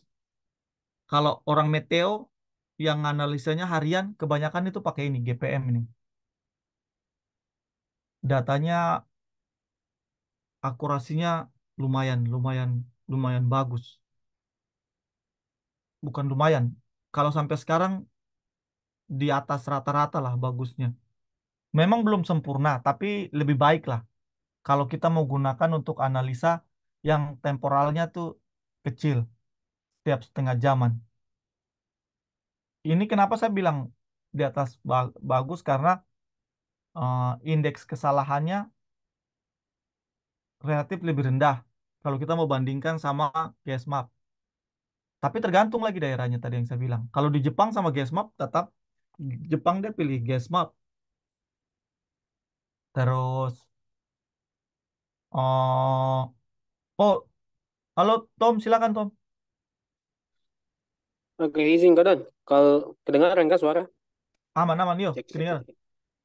Nah, kalau yang GPM ini tadi kan Kak Don bilang dia lumayan bagus lah. Berarti kalau kira-kira dibuat kayak klimatologinya gitu, kira-kira bisa kah tidak ya? Maksudnya Nah, cukup bagus kah tidak? itulah kenapa kita buat kegiatan ini supaya nanti kau bikin nanti kau kasih saya di Jayapura itu bagaimana? Coba, coba. Iyalah, Coba jadi gitu. masa kau belajar baru kau bikin apa-apa bagaimana? Salah Tidak bisa. tanya tuh. Ya, oke, siap, siap. Terima kasih. Kalau Tommy tanya saya, sebenarnya saya juga penasaran. Di Indonesia nih, daerah mana sih yang GPM-nya kurang bagus?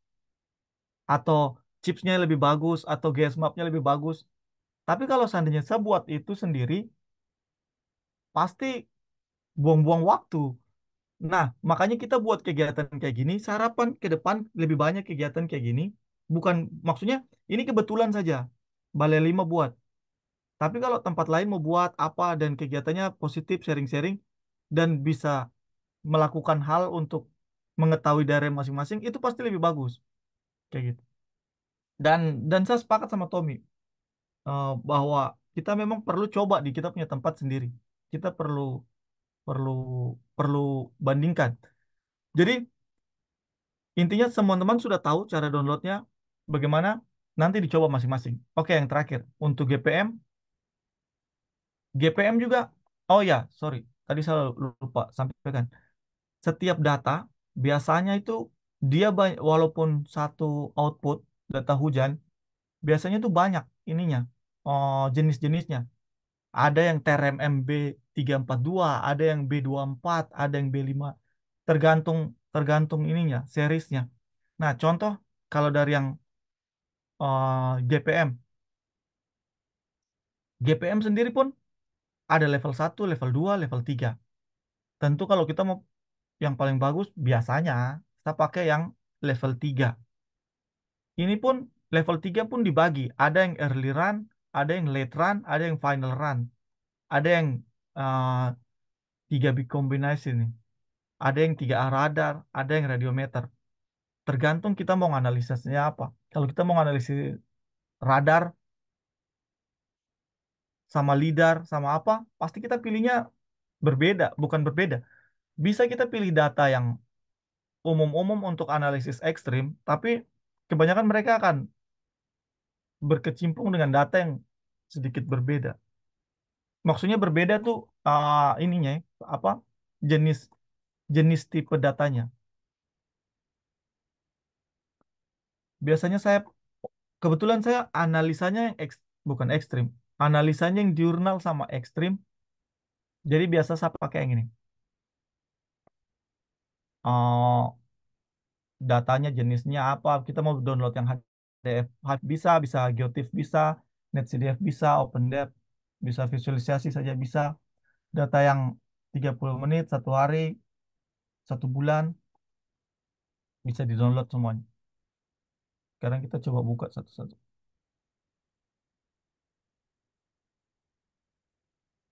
Nah, di dalam sini ada keterangannya juga semuanya, datanya mulai kapan, selesainya kapan, satu filenya itu berapa. Ini data bulanan. Ini sama tadi, situasi tidak ada. Referensinya,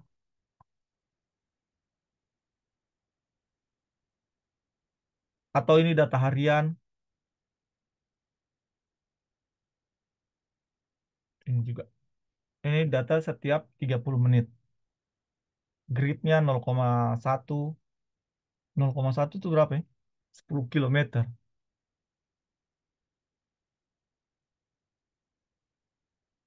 Yang ini juga kita kalau mau download harus pakai login. Cuman perlu trik. Nah, trik ini yang sudah saya sharing di teman-teman di di di slide. Sebenarnya banyak cara download data sama dengan pakai program tadi. Untuk cara download data contohnya yang ini deh, yang GPM ini. Ada yang pakai scriptnya, ada yang install sama install apa tadi yang diajarkan Fikri apa modul, yang install modul dari GPM-nya sendiri untuk download datanya. Ada juga yang pakai cara itu. Ada yang pakai eh, apa yang keluarannya Max Planck ini, eh, yang untuk mengolah data klimat ini, CDO, Climate Data Operator, itu juga bisa. Kita mau pakai manual juga bisa. Nah, di sini kita sharing yang paling dasar, yang manual. Contohnya nih, kalau kita mau download, ini saya pakainya yang setiap 30 menit. Kita klik yang ini. Kita di subset.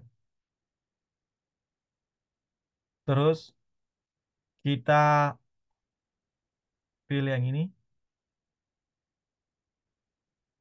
Terus kita, supaya tidak terlalu besar-besar lah. Kita misalnya ya 5 hari lah. Jangan terlalu.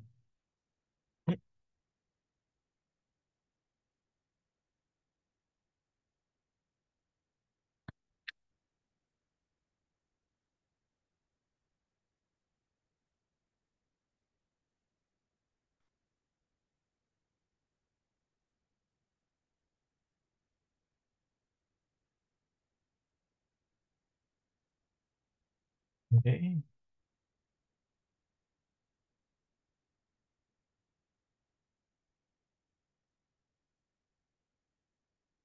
Melatih ini ya, kesabaran ya.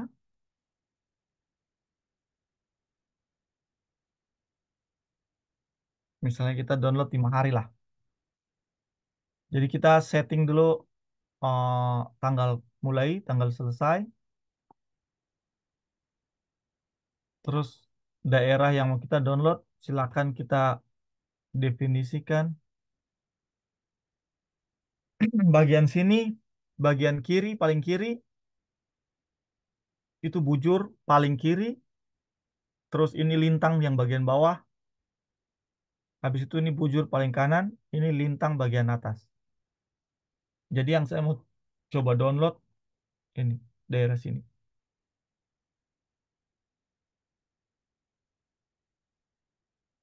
Habis itu kita pindah ke sebelah. Di dalam data yang akan terdownload, jadi original datanya itu HDF5. Di dalamnya ada semuanya ini. Tapi karena kita hanya mau pilih yang spesifik saja, kita klik yang presipitasi biar data yang kita download tidak terlalu besar lah. Yang lainnya boleh, tapi kalau misalnya teman-teman mau analisa tentang koreksi satelit, download yang ini aja. Tapi kalau kita mau analisis pakai yang ini. Habis itu pilih yang ini yang nol. Untuk formatnya pilih yang NetCDF.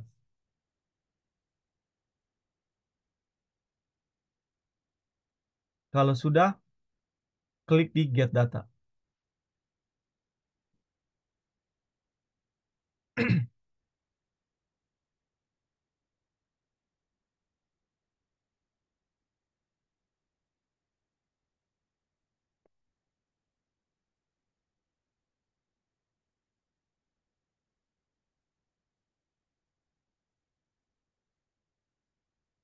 Oke, nanti keluar langsung.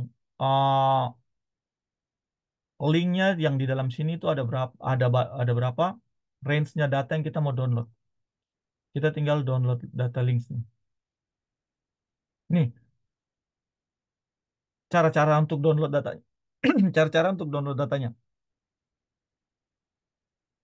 Oke, kita sudah download ini kan tadi. Saya buka download. Nah, ini. Ini yang tadi data yang sudah kita download. Isinya kayak gini.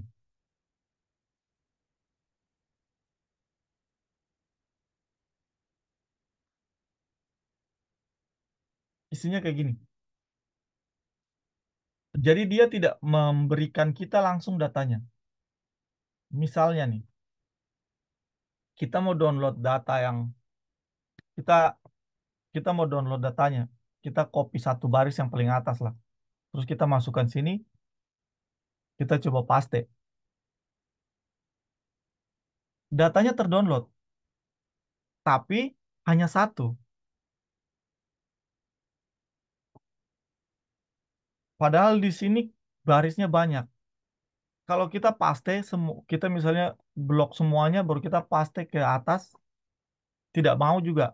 Jadi kita menggunakan cara trik yang saya sharing ke teman-teman. File ini, file yang tadi kita download,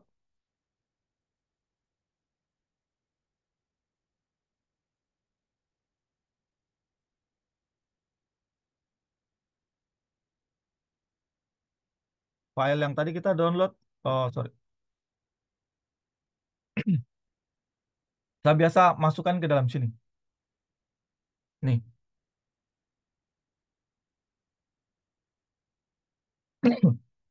setelah saya masukkan ke dalam sini, ingat, seperti yang saya sampaikan di slide-nya, lebih baik dia terpisah, satu sendiri gini.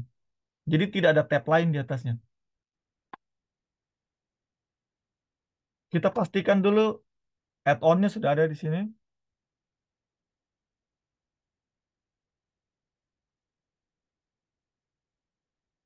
Kita buka datanya.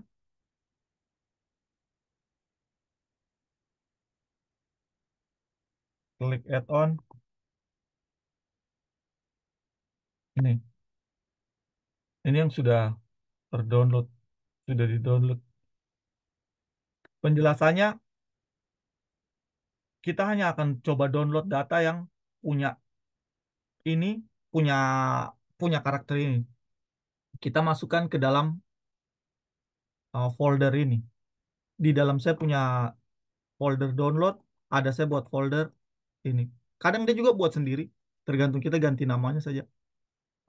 Terus kita sudah, kita langsung tinggal klik download.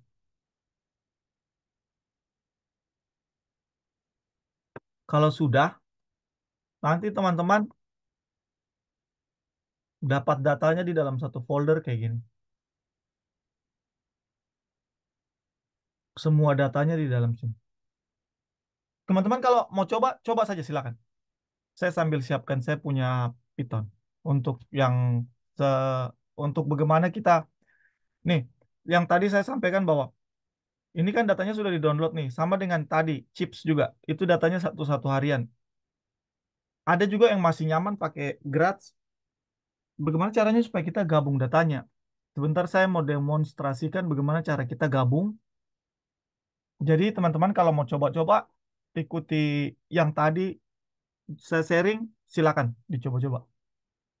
Saya matikan sebentar, saya siapkan Pythonnya saya.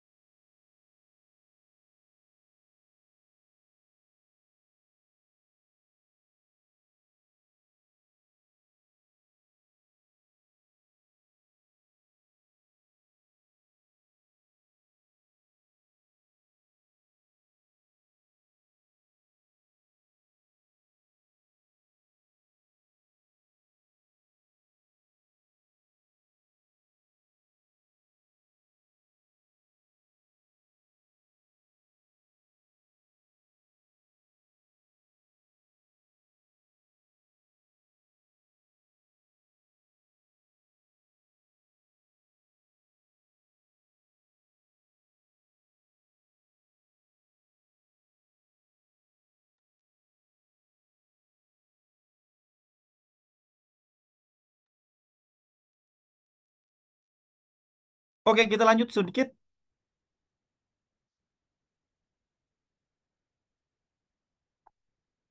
Nah,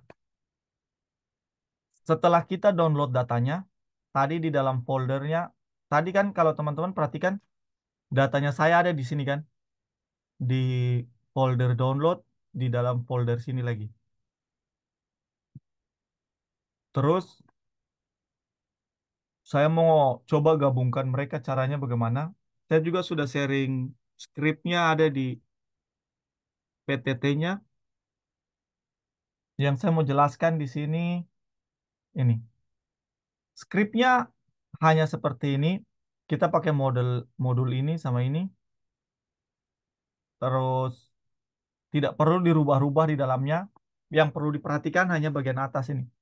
Seandainya teman-teman filenya yang di dalam sini, ini kan kebetulan NC4 ini, NC4. Jadi saya gabungkan file-file NC4 ini. Cari yang NC4, terus baca direktorinya, terus lakukan untuk semuanya. Jadi kita pakai looping, terus menyimpan datanya ke dalam output pad. Output padnya saya buat di sini. Terus folder padnya tempat datanya berada itu kita sebagai tempat datanya NC4 yang kita mau gabungkan di dalamnya. Nah, kita suruh dia periksa kalau foldernya kita pas masukkan terus foldernya nggak ada atau ada kesalahan huruf atau kesalahan angka di dalam foldernya, dia akan kembalikan perintah yang ini. Oke. Ah, untuk mencari yang bagian atas ini, teman-teman hanya perlu misalnya tadi tempat datanya di mana, teman-teman tinggal klik bagian atas, tinggal di copy kayak gitu. Terus outputnya saya mau masukkan kemana nih? Outputnya misalnya saya taruh di folder musik nih. Oh, ini sudah ada. Kita delete dulu. Kita mau kasih nama filenya misalnya latihan ZZZ. Jadi nanti eh, datanya ada di sini, folder musik sini. Atau kita mau langsung masukkan ke dalam sini. Yang di dalam sini jadi kita hapus saja dulu.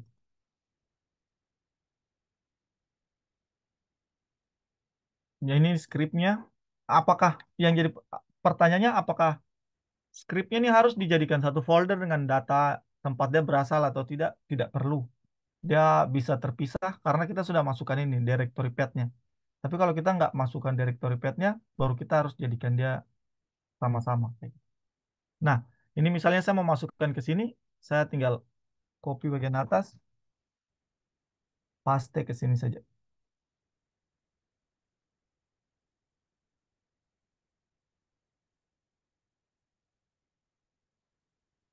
Sudah, kita tinggal shift, tekan shift, kita tinggal enter. Dia masih running.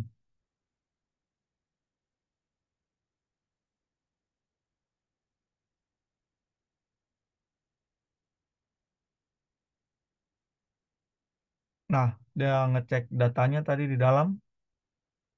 Nah, kalau kalau sudah, dia akan running kayak gini.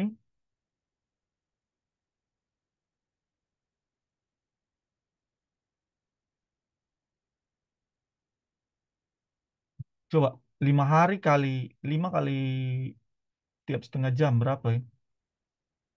240. 240 data berarti dalam sini. Ini saya coba tanggal 1 sampai tanggal 5 data terakhir ini. Oh ya, yang perlu diketahui juga setiap download data, perhatikan inisiasi waktunya. Dia mulai kapan, selesai kapan. Nah, kalau kita sudah lakukan proses ini, hasilnya nanti dia jadinya di sini. Kita lihat besarnya. Oke, sekarang kita mau buka datanya. Kan tadi kita sudah download datanya. Kita mau coba datanya yang tadi kita download berhasil tidak. Ini patch-nya tadi, karena saya tadi ganti namanya, ada ZZ-nya 3 di belakang. Nih, latihan ZZZ. Dia ngambil datanya, kesalahannya di mana?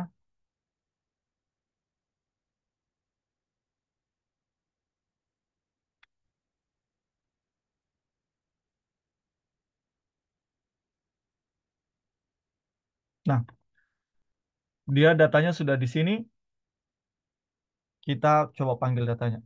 Nih, jadi datanya ada 240, longitude-nya sekian, latitude-nya sekian. Ini keterangan datanya, dia mulai dari berapa sampai berapa. Ini nantilah teman-teman belajar nanti di hari-hari selanjutnya. Saya cuma mau kasih tahu kalau datanya sudah di-download, kita harus identifikasikan dia longitude latitude-nya sama data di dalamnya, presipitasi. Dari sini, ini variabel presipitasi. Kita mau ngambil untuk semua lintang dan semua bujur pada waktu pertama, waktu ke nol. Kita namakan filenya namanya tes. Ini nih, precipitation. Kita coba running. Dan terakhir kita coba ngeplotkan datanya. Ini hanya skrip sepanjang ini sebenarnya hanya untuk ngeplot saja sih. Nggak terlalu gimana-gimana.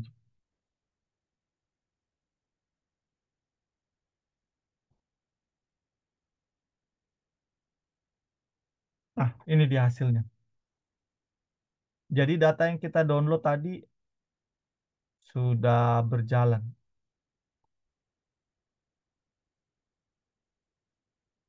Oke, oke.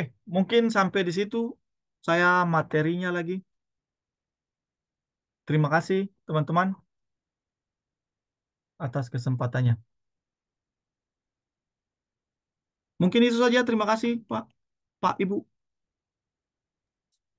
Ya, terima kasih Pak Doni. Siap, terima kasih. Terima kasih Kak. Mantap, Bung Don. Kasih Kak Doni. Makasih. Sama-sama Mbak Dinda, saya kembalikan waktu dan tempatnya. Kalau ada pertanyaan atau apa silakan dulu sebelum saya kembalikan ke Mbak Dinda.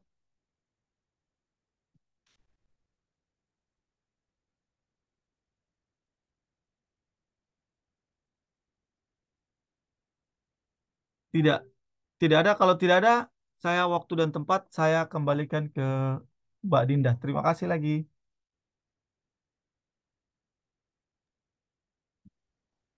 Terima kasih banyak Kak Doni atas penjelasan yang luar biasa. Baik, jika sudah tidak ada yang ditanyakan, kita sampai di penghujung kegiatan hari ini. Terima kasih kepada Kak Doni dan Kak Noval yang telah menyampaikan materi yang luar biasa pada hari ini. Semoga ilmu yang telah dibagi hari ini dapat bermanfaat besar ke depannya untuk kita semua. Saya Dinda Aulia Salsabila mewakili teman-teman panitia dalam pelatihan ini mengucapkan terima kasih sebesar-besarnya kepada pemateri serta seluruh peserta yang hadir pada hari ini. Sekian dari saya, sampai bertemu kembali besok di sesi pelatihan selanjutnya. Terima kasih. Terima kasih. Izin di